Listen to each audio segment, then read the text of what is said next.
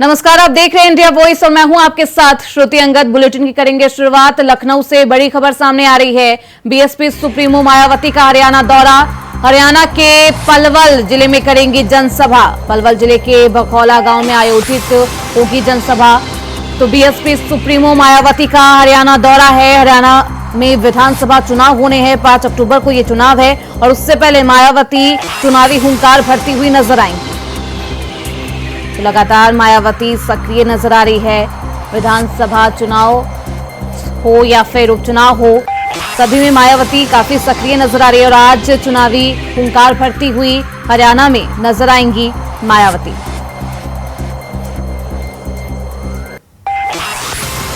तो मायावती हरियाणा में इनेलो के साथ गठबंधन में है और ऐसे में गठबंधन का क्या कुछ फायदा बसपा पार्टी को मिल पाता है, देखना बेहद दिलचस्प होगा। तो पलवल जिले के बखौला में आज मायावती जनसभा को संबोधित करती हुई नजर आएंगी।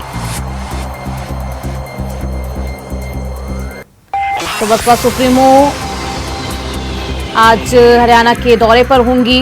हरियाणा जिले के पलवल में वो जनसभा को संबोधित करेंगी, चुनावी हुंकार भरती हुई नजर आएंगे। जिस तरीके से लोकसभा चुनाव में बसपा पार्टी शून्य पर सिमट गई थी, उसके बाद से लगातार मायावती एक्टिव नजर आ रही है और आप देख सकते हैं किस तरीके से उत्तराधिकारी उनके आकाश आनंद भी लगातार सक्रिय हैं और हरियाणा में विधानसभा चुनाव की कमान संभाल रहे हैं। तो लगातार बसपा पार्टी एक्टिव है और गठबंधन के तहत हरियाणा विधानसभा चुनाव में हुंकार भरती हुई नजर आएंगी। तो देखना बेहद अहम होगा कि क्या इस गठबंधन का फायदा बसपा सुप्रीमो मायावती को मिल पाता है, क्योंकि लोकसभा चुनाव में जिस तरीके से गठबंधन से दूरी बनाई थी मायावती ने, तो क्या इस बार उनको फायदा मिलता है, देखना बेहद अहम होगा। हमारे साथ हमारे सहयोगी मोहम्मद आसिफ लखनऊ से हमारे साथ जुड़ चुके हैं, सीधे रुख करते हैं उनकी तरफ। आसिफ, आज बसपा सुप्रीमो मायावती का हरियाणा दौरा है, क्या कुछ कार्यक्रम रहने वाला? देखिए, बसपा हरियाणा चुनाव को लेकर बेहद एक्टिव नजर आ रही है और यही वजह है कि बसपा प्रमुख मायावती ने अपने भतीजे यानी नेशनल कोऑर्डिनेटर आकाश आनंद को पूरी जिम्मेदारी सौंप दी है और लगातार बसपा प्रमुख मायावती का दौरा भी चल पड़ा है हरियाणा चुनाव में। और आज बसपा प्रमुख मायावती पलवल के साथ साथ फरीदाबाद में भी चुनावी जनसभा करेंगी। यहाँ पर बसपा इनेलो के साथ गठबंधन में चुनाव लड़ रही है, लेकिन जिस तरह से जो सियासी समीकरण है उसे साधने के लिए बसपा प्रमुख मायावती एड़ी चोटी का जोर लगा रही है और खास फोकस बसपा प्रमुख मायावती का यह है कि आरक्षण और संविधान को लेकर वह इस चुनाव में अपनी चुनावी बैतरणी पाल लगाना चाहती हैं। हालांकि जिस तरह से यूपी में बसपा की जिस तरह से चुनावी हार हुई है, चाहे लोकसभा चुनाव हो या फिर विधानसभा चुनाव, लेकिन अब इधर भी चुनाव के साथ साथ हरियाणा चुनाव में भी बसपा प्रमुख मायावती बेहद एक्टिव है। आज उनकी 2 चुनावी जनसभाएं हैं, ऐसी जानकारी मिली है और इसकी जानकारी आकाश आनंद ने दी है और चुनावी जनसभा में जो गठबंधन प्रत्याशी है इनेलो के साथ, उसे जिताने के लिए पुरजोर कोशिश करेंगे। फिलहाल कितना फायदा होता है हरियाणा चुनाव में बसपा प्रमुख मायावती को, यह देखने वाली बात होगी, लेकिन जो बिल्कुल पूरी तरह से हरियाणा में मेजर जो पार्टी है कांग्रेस और बीजेपी, दोनों के बीच ही महामुकाबला देखने को मिल रहा है, लेकिन ये त्रिकोणीय मुकाबला भी मायावती क्रिएट करती हुई नजर आ रही है। क्या सेंध लगा पाएगी भाजपा और कांग्रेस के वोटों में? देखिए, बसपा ने एक अहम रणनीति बनाई है और जिस तरह से इनेलो के साथ गठबंधन किया है और संविधान, आरक्षण और मुस्लिम मतों को अगर साधने में बसपा कामयाब होती है तो इसका सीधा नुकसान कांग्रेस को झेलना पड़ सकता है। अगर हरियाणा चुनाव की बात करें तो यहाँ पर बीजेपी और कांग्रेस के बीच सीधी टक्कर होती है और यहाँ भी माना भी जा रहा है कि यहाँ पर आमने सामने की टक्कर बीजेपी की होगी।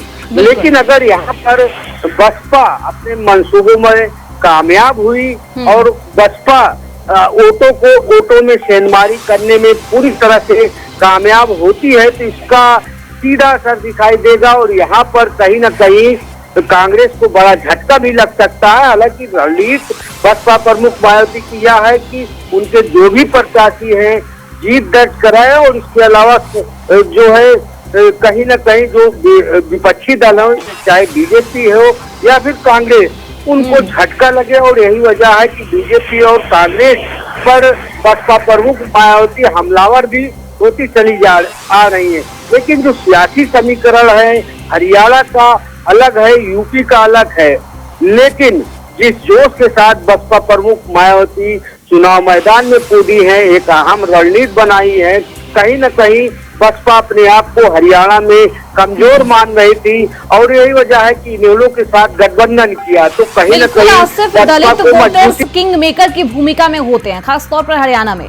तो ऐसे में दलित की सबसे जानी पहचानी चेहरों में से एक है मायावती, तो क्या कुछ सेंध लगा पाती है? और खास तौर पर यह भी सवाल उठता है कि दलितों को साथ निकली, दलित वोटर्स को साथ निकली, क्या कुछ रणनीति बसपा के द्वारा तैयार किया गया? देखिए, निश्चित तौर पर बसपा प्रमुख मायावती दलितों का चेहरा मानी जाती है, और दलित आंदोलन भी बसपा प्रमुख मायावती चला रही है, चाहे आरक्षण का मामला हो या फिर संविधान बचाने का। इसमें कहीं न कहीं बसपा पूरी तरह से बढ़ चढ़ कर हिस्सा ले रही है, और जिस तरह से चुनावी समीकरण बसपा प्रमुख मायावती ने बैठाया है, कहीं न कहीं इसका फायदा भी बसपा को मिल सकता है।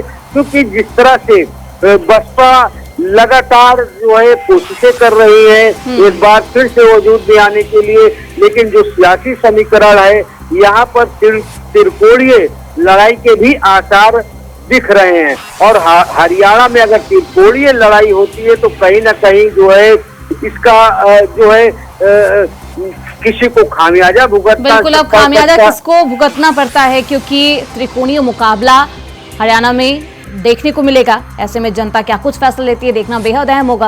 आप बने रहिए आसिफ हमारे साथ, आगे भी आपका रुख करेंगे। तो आज हरियाणा दौरे पर रहेंगी मायावती और कई जनसभाओं को संबोधित करती हुई भी नजर आएंगी।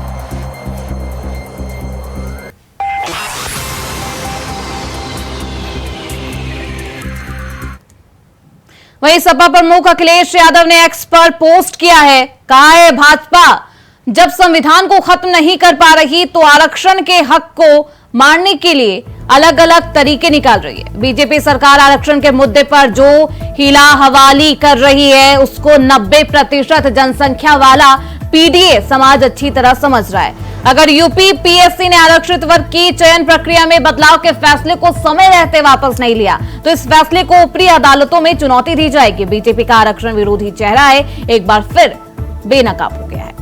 तो अखिलेश यादव ने ये पोस्ट किया है एक्स पर और राज्य सरकार पर यानी कि बीजेपी पर हमला बोला है और बीजेपी को आरक्षण विरोधी चेहरा भी बताया है, संविधान को खत्म करने की बात भी की है।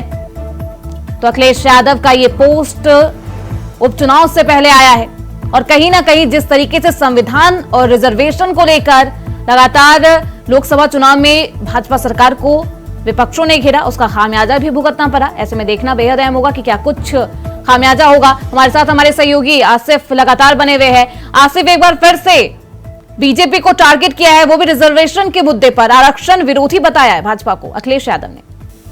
देखिए सुरती, जिस तरह से सपा प्रमुख अखिलेश यादव लगातार बीजेपी पर हमला कर रहे हैं और जिस तरह से लोकसभा चुनाव में पीडीए फार्मूले पर चलते हुए और आरक्षण के साथ साथ संविधान बचाने को लेकर एक मुहिम चलाने का समाजवादी पार्टी ने दावा किया, इसका फायदा भी समाजवादी पार्टी को मिला और जो एक्सपेरिमेंट हुआ समाजवादी पार्टी की तरफ से अब इसमें कहीं ना कहीं अब बढ़ोतरी हो रही है और अन्य मुद्दों को लेकर भी समाजवादी पार्टी बीजेपी को घेरने का काम कर रही है। और समाजवादी पार्टी को यह पता है कि दलित पिछड़ा वोट बैंक अगर समाजवादी पार्टी में बरकरार रहा तो कहीं ना कहीं आने वाले चुनाव में बड़ी सफलता हाथ लग सकती है। और आज जिस तरह से बीजेपी पर निशाना साधा है संविधान और आरक्षण को लेकर, कहीं ना कहीं इससे सियासत भी गर्म हो गई। आज बस सपा प्रमुख अखिलेश यादव ने इस पर कहा है कि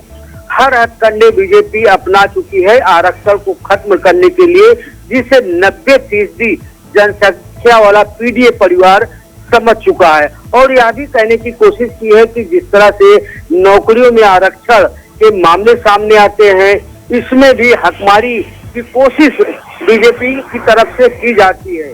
लेकिन आने वाले दिनों में जो आरक्षण का मामला है उसे ऊपरी अदालत में ले जाया जाएगा।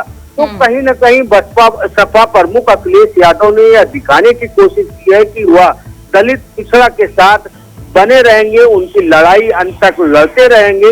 हालांकि बीजेपी की तरफ से कहना है कि सिर्फ और सिर्फ समाजवादी पार्टी दलित और पिछड़ों को बरगलाकर झूठी अफवाह फैलाकर राजनीतिक लाभ ले रही है। और जिस तरह से पिछले कई दिनों से आरक्षण और संविधान को लेकर लगातार दोनों के बीच तकरार हो रही है, वार पलटवार चल रहा है, इस पर भी जनता की नजरें बिल्कुल आसिफ, लगातार आरक्षण और संविधान के मुद्दे पर विपक्षी पार्टियां बीजेपी को घेरती हुई नजर आ रही है, जिसका खामियाजा लोकसभा चुनाव में देखने को मिला था।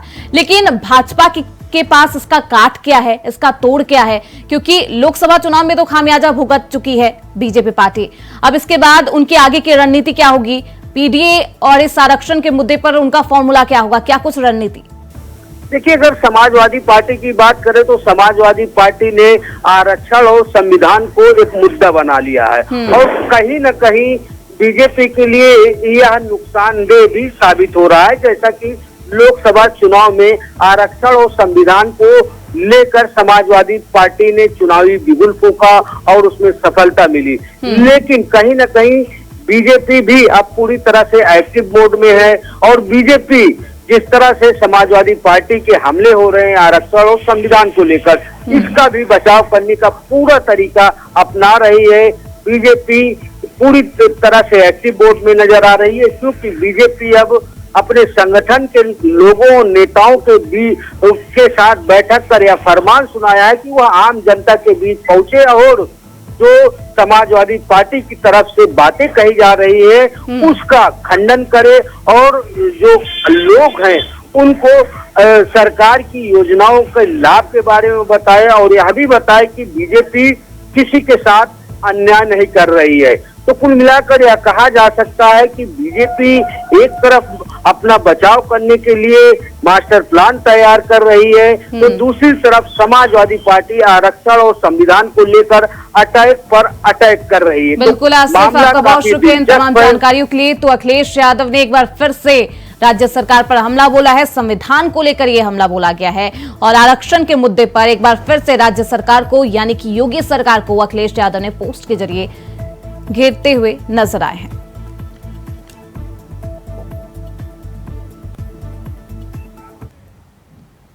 वहीं प्रयागराज से बड़ी खबर सामने आ रही है। इरफान सोलंकी के मामले में इलाहाबाद हाई कोर्ट में सुनवाई। 7 साल की सजा से जुड़ा ये याचिकाओं पर आज हाई कोर्ट में सुनवाई होनी है। इरफान सोलंकी ने सजा को रद्द करने के लिए गुहार भी लगाई थी। जस्टिस राजीव गुप्ता सुरेंद्र सिंह की डिवीजन बेंच में सुनवाई। तो 7 साल की सजा से जुड़ी याचिकाओं पर हाईकोर्ट में आज सुनवाई है। बेहद अहम सुनवाई। समाजवादी पार्टी के नेता है इरफान सोलंकी, जो लगातार विवादों में भी रहे और आज इलाहाबाद हाईकोर्ट में सुनवाई होनी है। तो जस्टिस राजीव गुप्ता सुरेंद्र सिंह की डिवीजन बेंच में ये सुनवाई की जाएगी। वही खबर अयोध्या से है, जहां रामनगर नगर पंचायत के चेयरमैन ने मनमाने ढंग से अतिक्रमण हटाने के नाम पर बीजेपी के कार्यकर्ता की पुश्तैनी भूमि पर बनी कोठरी पर बुलडोजर चलवाया है, जिसके बाद एसडीएम ने भी माना। चेयरमैन ने अतिक्रमण हटवाने में मनमाना रवैया अपनाया, जिसके बाद एसडीएम ने अतिक्रमण हटाने को लेकर ईओ से रिपोर्ट मांगी है। तो भाजपा में कार्यकर्ता के घर पर अब बुलडोजर की कार्रवाई की गई है और एसडीएम ने अतिक्रमण को लेकर ईओ से इस पूरे मामले पर रिपोर्ट मांगी है। मैं इंद्रमणि उपाध्याय भारतीय जनता पार्टी का जिला पदाधिकारी हूं। आज हमारे घर पे पिताजी भी नहीं थे, बड़े पिताजी भी नहीं थे, तो रामनगर चेयरमैन के द्वारा राजनीतिक विद्वेष में जो नगर निकाय चुनाव में भारतीय जनता पार्टी के प्रत्याशी को सपोर्ट किया था, तो इस वजह से एक और राजनीतिक इनका विद्वेष था। इसलिए आज पूरा ये एक तरफा कार्रवाई करते हुए पूरा हमारा घर गिराने का कार्य किया इन्होंने। रामनगर चेयरमैन रामचरण पाठक जी का एक कार्य थे जो बहुत अनैतिक हुआ। हमारा राजनैतिक विद्वेष में जो मार्ग पे अतिक्रमण नहीं है उस मार्ग को इन्होंने तहसील प्रशासन से लेकर और न्यायालय तक झूठ बोल के ये दिखाया कि इस पे अतिक्रमण है। जो नगर पंचायत के अभिलेखों में 3 मीटर दर्ज है और 3 मीटर से ज़्यादा बनी भी है, उस पर भी अतिक्रमण दिखा के आज बलपूर्वक पूरे नगर पंचायत को लेके आए हैं। और रोड की एक तरफ 17 फुट और दूसरी तरफ 10 फुट, टोटल 28 फुट इन्होंने तोड़ दिया हमारी तरफ। तो चेयरमैन ने मनमाने ढंग से भाजपा के ही नेता के घर पर बुलडोजर की कार्रवाई की है और जिसको लेकर अब भाजपा के नेता मनमाने ढंग का ये आरोप लगा रहे हैं। राजनीतिक द्वेष की वजह से उनके घर पर बुलडोजर चला है, ये उनका कहना है। तो नगर पंचायत के चेयरमैन ने मनमाने ढंग से अतिक्रमण की ये कार्रवाई की है। बीजेपी के कार्यकर्ता की पुश्तैनी भूमि पर जो कोठरी बनी थी उस पर बुलडोजर की कार्रवाई की गई है, जिसके बाद एसडीएम ने भी ये मान लिया है कि चेयरमैन ने अतिक्रमण हटवाने में मनमाना रवैया अपनाया, जिसके बाद एसडीएम ने अतिक्रमण हटाने को लेकर ईओ से रिपोर्ट भी मांगी है। हालांकि बीजेपी के कार्यकर्ता द्वारा कहा जा रहा है कि राजनीतिक द्वेष की वजह से बुलडोजर की ये कार्रवाई की गई है। मामला बाराबंकी जनपद के रामनगर तहसील क्षेत्र का बताया जा रहा है। वहीं एसडीएम ने इस पर संज्ञान लिया है। तो इस खबर पर ज्यादा जानकारी के साथ हमारे सहयोगी विनय मिश्रा अयोध्या से फोन लाइन पर हमारे साथ जुड़ चुके हैं। सीधे रुख करते हैं उनकी तरफ। विनय, क्या कुछ है ये पूरा मामला, क्योंकि बीजेपी कार्यकर्ता के कोठरी पर अब बुलडोजर की कार्रवाई की गई है?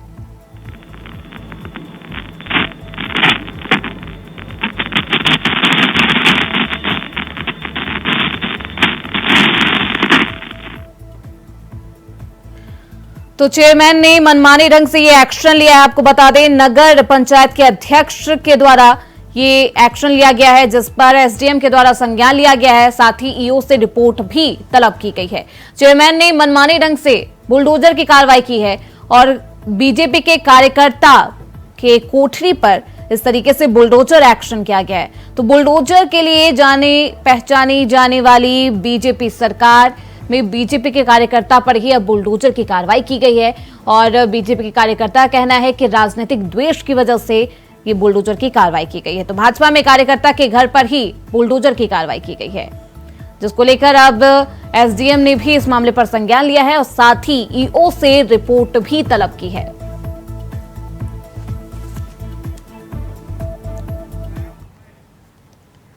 वहीं बीजेपी प्रदेश अध्यक्ष भूपेंद्र चौधरी ने विधानसभा उपचुनाव को लेकर बड़ा बयान दिया है। भूपेंद्र चौधरी ने कहा कि प्रदेश की जनता का आशीर्वाद बीजेपी को मिलने वाला है, हमने पूरी तैयारी कर ली है। इसके साथ ही भूपेंद्र चौधरी ने राहुल गांधी पर गंभीर आरोप भी लगाए। उन्होंने कहा कि राहुल गांधी देश को कमजोर कर रहे हैं, राहुल विदेशों में जाकर देश विरोधी बयानबाजी करते हैं। उपचुनाव को लेकर एक बार फिर से भूपेंद्र चौधरी ने कांग्रेस पर हमला बोला है।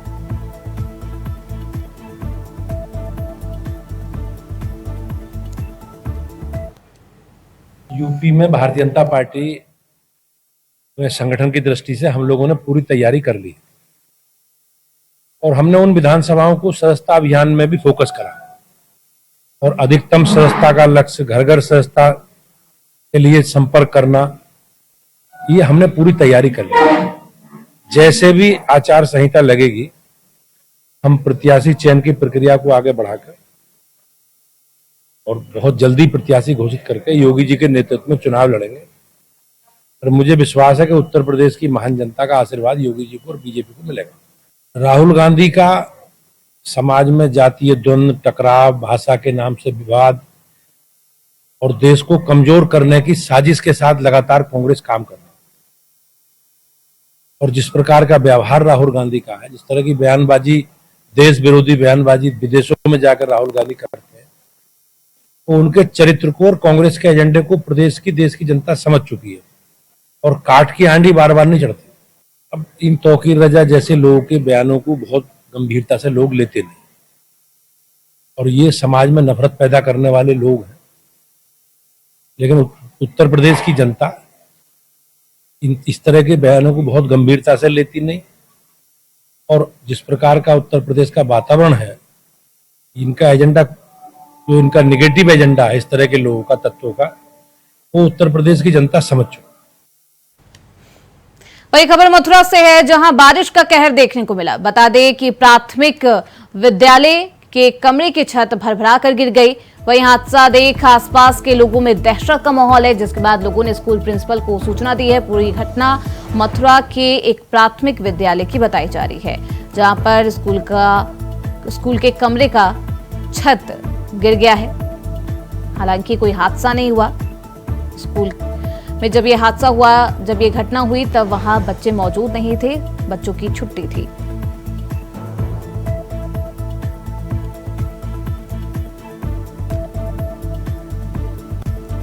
तो स्कूल की हो चुकी थी छुट्टी, जिसके बाद ये घटना हुई।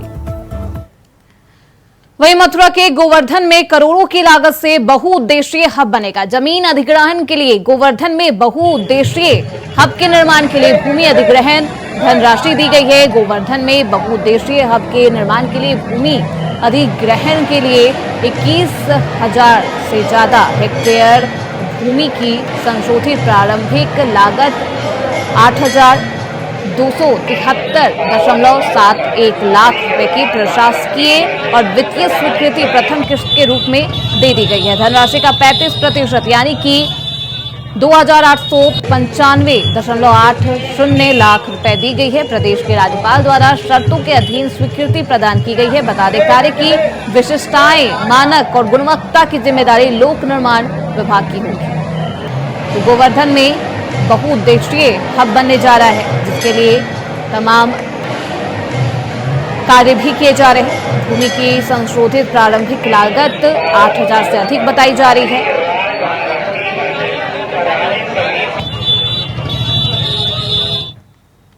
इसी के साथ इस बुलेटिन बस इतना ही। देखते रहिए इंडिया वॉइस।